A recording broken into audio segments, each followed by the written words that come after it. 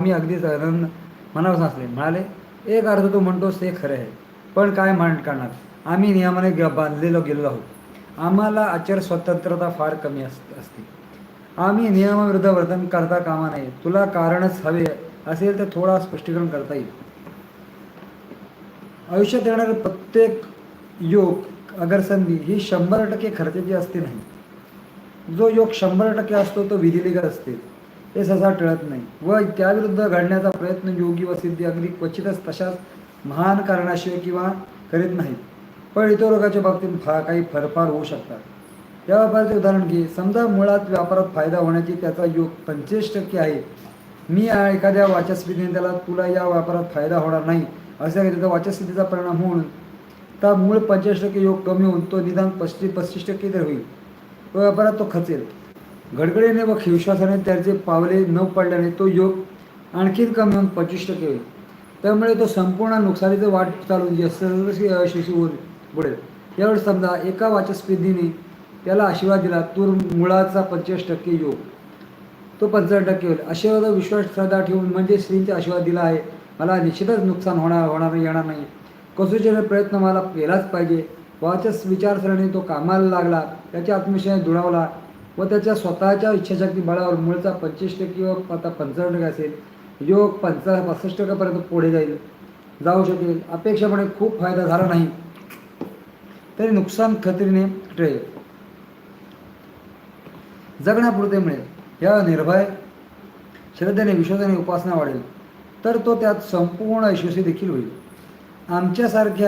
आमच्यासारख्यांचे काम म्हणजे प्रत्येक अंतिम आत्मिक कल्याण साधण्याच्या दृष्टीने ज्याला उपासना मार्गात लावून त्याचे कल्याण करणे, म्हणूनच परमशक्तीचे गोड लावायची अशी आलेली संधी दौडून कसे चालेल.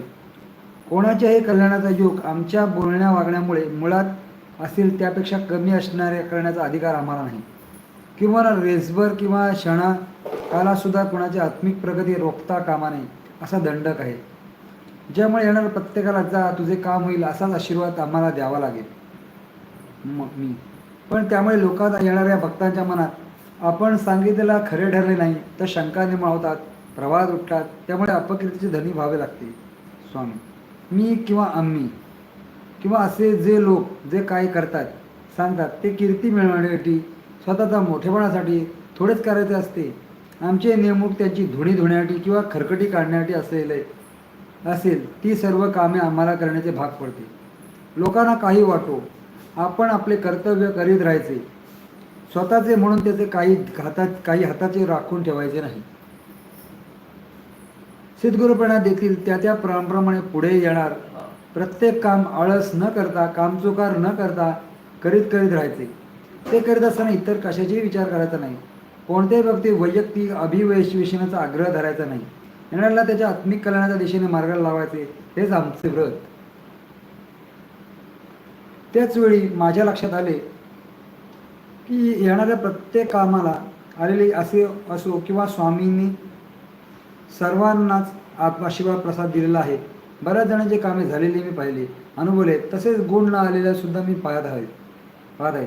काही चिकाटीचे भक्त मात्र गुण आले नाही, काम झाले नाही तरी सुद्धा एका निष्ठेने चिकटून आहेत. कारण असे स्थिर राहून सतत प्रयत्न करीत राहण्याने जरा उशीर का होईना पण कामे झाल्याची उदाहरणे त्यांच्या समोर आहेत. प्रारब्ध प्रयत्न गोतावळ्यात मी नेहमी गुंतत असे. वाटे काय केव्हा व कसे व्हायचे ते नियतीच जर अगोदर ठरवून ठेवले असेल तर ते फुकटचे श्रम आणि कष्ट कशाला. काय व्हायचे ते होईल. पण या निवेदनामुळे मानवी प्रयत्नांना देखील अर्थ आहे. मी जाते आतून घालून कचरा करून वा प्रयत्नाने प्राप्तीतील असह्य वेदना सुसह्य करण्याची तरी सामर्थ्य खास किंवा प्रयत्नाने वाल्याच्या वाल्मिकी देखील होण्याची शक्यता नाकारता येणार नाही. जो विचार करावा तो गुंग होतो.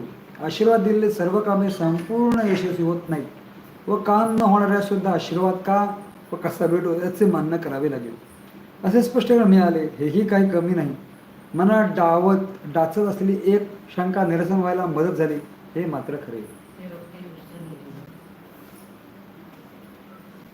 तृतीय खंड शास्त्रीय चर्चा. लाईक करा, शेअर करा, सबस्क्राईब करा, बेल आयकॉन दाबायला विसरू नका. जास्त